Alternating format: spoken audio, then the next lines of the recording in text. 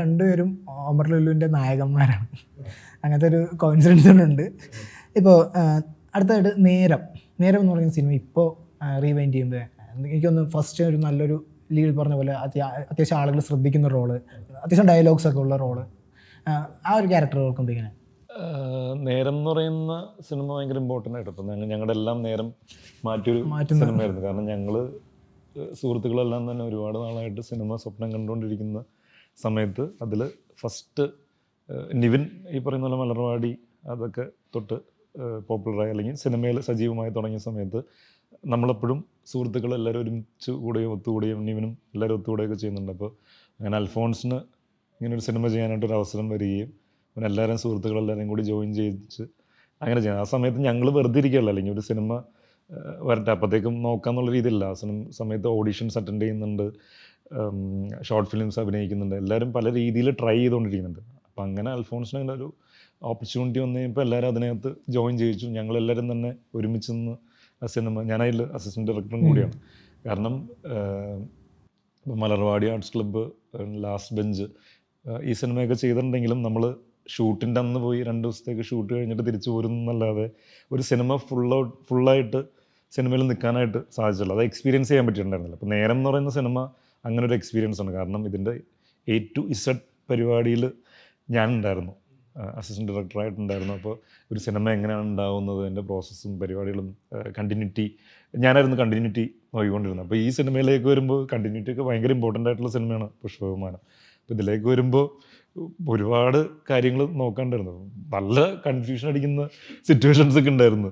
അപ്പോൾ ഈ നേരത്തിലുള്ള എന്താ പറയുക അതൊക്കെ ഹാൻഡിൽ ചെയ്തുകൊണ്ട് തന്നെ കുറേ കാര്യങ്ങൾ നമുക്ക് മാനേജ് ചെയ്യാനായിട്ട് പറ്റിയിട്ടുണ്ട്. അതുപോലെ എല്ലാ സിനിമയിലേക്ക് വരുമ്പോൾ അതിൽ അസിസ്റ്റൻറ്റ് ഡയറക്ടറായിട്ട് വർക്ക് ചെയ്തുകൊണ്ട് തന്നെ ഒരുപാട് കാര്യങ്ങൾ എന്താ പറയുക നോക്കിക്കൊണ്ട് ചെയ്യാനൊക്കെ ആയിട്ട് സാധിച്ചിട്ടുണ്ട്. നല്ലൊരു എക്സ്പീരിയൻസ് ആയിരുന്നു. കാരണം ഇപ്പോൾ നമ്മളിപ്പോൾ പറയുന്ന ഒരു തിയററ്റിക്കലി നമ്മൾ പരസ്പരം ഷെയർ ചെയ്യുന്നതോ അല്ലെങ്കിൽ അങ്ങനെ കിട്ടുന്ന എക്സ്പീരിയൻസിനെക്കാട്ടും ഏറ്റവും നല്ലൊരു എക്സ്പീരിയൻസാണ് നമ്മൾ പ്രാക്ടിക്കലി അത് എക്സ്പീരിയൻസ് ചെയ്യുമ്പോൾ.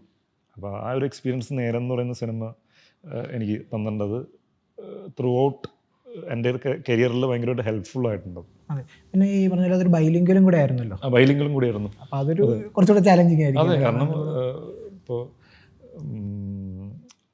ഷമിച്ചേട്ടൻ അഭിനയിക്കുന്നു, അപ്പോൾ തന്നെ നമ്മുടെ പുള്ളിയുടെ പേര് ഞാൻ പറഞ്ഞല്ലോ, തമിഴിൽ നമ്മുടെ ജോൺ വിജയ് അഭിനയിക്കുന്നു. അപ്പോൾ തന്നെ ചിലപ്പോൾ സെയിം ഡേ തന്നെ ഇവർ അവൈലബിൾ ആയിരിക്കില്ല, ചിലപ്പോൾ ആ സീൻ തന്നെ വേറൊരു ദിവസമായിരിക്കും അവർക്ക് വേണ്ടി എടുക്കുന്നത്. അപ്പോൾ അങ്ങനെ ഡേറ്റ്സ് ഒക്കെ അഡ്ജസ്റ്റ് ചെയ്താൽ ഭയങ്കര എക്സ്പീരിയൻസ് ആയിരുന്നു. കാരണം പക്ഷെ ഭയങ്കര ഈ എന്താ പറയുക ഞങ്ങൾ ഭയങ്കര എൻജോയ് ചെയ്ത് ആസ്വദിച്ച് ഇതായിരുന്നു. കാരണം ചെന്നൈയിൽ ആ സമയത്ത് കത്രി വെയിൽ എന്ന് പറഞ്ഞിട്ട് ഭയങ്കര വെയിലാണ്, കത്രി വെയിൽ അങ്ങനെ പറയുന്നത്, ഭയങ്കര വെയിലത്താണ് ഷൂട്ട് ചെയ്യുന്നത്. കാരണം നേരത്തിൽ അറിയാമല്ലോ കൂടുതലും ഔട്ട്സൈഡ് പുറത്ത് ഷൂട്ടാണ് കൂടുതലുള്ളത്. അത് എക്സ്പീരിയൻസ് ആയിരുന്നു. പിന്നെ ഞാൻ എൻ്റെ ക്യാരക്ടർ തമിഴിൽ ചെയ്തത് ശബരിയാണ്. അപ്പം ഞങ്ങൾ രണ്ടുപേരും ഉണ്ട് സെറ്റിൽ ഫുൾ ടൈം. അപ്പോൾ ഇപ്പോൾ ആരെങ്കിലും അവൈലബിൾ അല്ലെങ്കിൽ വേറെ ഇപ്പോൾ നോൺ ആർട്ടിസ്റ്റുകളൊക്കെ വരാനായിട്ട് ലേറ്റാവും അല്ലെങ്കിൽ അവർക്ക് വേറെ കമ്മിറ്റ്മെൻറ്റ്സ് ഒക്കെ വരുന്ന സമയത്ത് അപ്പോൾ തന്നെ ഇവിടെ പെട്ടോ ഞങ്ങളുടെ സീൻസ് എടുക്കും. അപ്പോൾ തന്നെ അങ്ങനെ ഇതായിരുന്നു, ഭയങ്കര രസമായിരുന്നു ഫുള്ള്. ഇതിന് മുമ്പ് ഒരു ഷോർട്ട് ഫിലിം പോലെ അതിൽ ശബരിയാണ് നായകനായിട്ട് അഭിനയിച്ചത്. ആ ഷോർട്ട് ഫിലിമാണ് എലിയല്ല നേരം എന്ന് പറയുന്നത് ഷോർട്ട് ഫിലിം ചെയ്തിട്ടുണ്ടായിരുന്നു. അതാണ് സിനിമയായിട്ട് പിന്നീട് ഒരു ലീഡ് ക്യാരക്ടർ പ്രേമസൂത്രം എന്ന സിനിമ. അത് ആ സമയത്ത് അത്ര വിജയമാകാത്തൊരു സിനിമയാണ്. ആ ക്യാരക്ടർ ഇപ്പോൾ എന്ന് ഓർക്കുമ്പോൾ അല്ലെങ്കിൽ ആ ഒരു സിനിമ ഓർക്കുമ്പോൾ ആ സിനിമ കുറച്ചുകൂടി വിജയം അർഹിച്ചിരുന്നു എന്ന് കരുതുന്നുണ്ട്.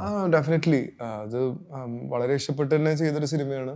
ഇപ്പോഴും വളരെ ഇഷ്ടമുള്ള സിനിമ തന്നെയാണ്. അത് ജോഷവനാണ് അത് എഴുതിയത്. ഉറുമ്പുകൾ ഇറങ്ങാറില്ല. പക്ഷെ വളരെ രസകരമായിട്ടുള്ളൊരു വളരെ നല്ലൊരു റൈറ്ററാണ് ജിജു ഏട്ടൻ, നല്ല ഡയറക്ടറും കൂടിയാണ്. പക്ഷെ ഇയാളുടെ എഴുത്ത് ഭയങ്കര രസമുള്ള ഭയങ്കര സ്വീറ്റ് ആയിട്ടുള്ള എഴുത്താണ്. നമ്മൾക്ക് ഭയങ്കര ക്യൂട്ട്നെസ് ഭയങ്കര രസമായിട്ട് നമുക്ക് കിട്ടുന്ന ഒരു എഴുത്തിൻ്റെ ശൈലിയാണ്. അപ്പോൾ എനിക്ക് ആ സ്ക്രിപ്റ്റ് ഇഷ്ടപ്പെട്ടിട്ടാണ് ചെയ്തത്.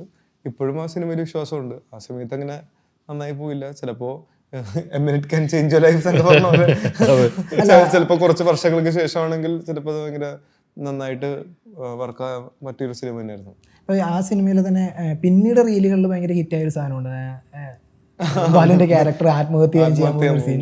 എന്താ അമ്മ കഴിക്കാൻ ചാളവർത്താടാന്ന് പറയുന്നത്.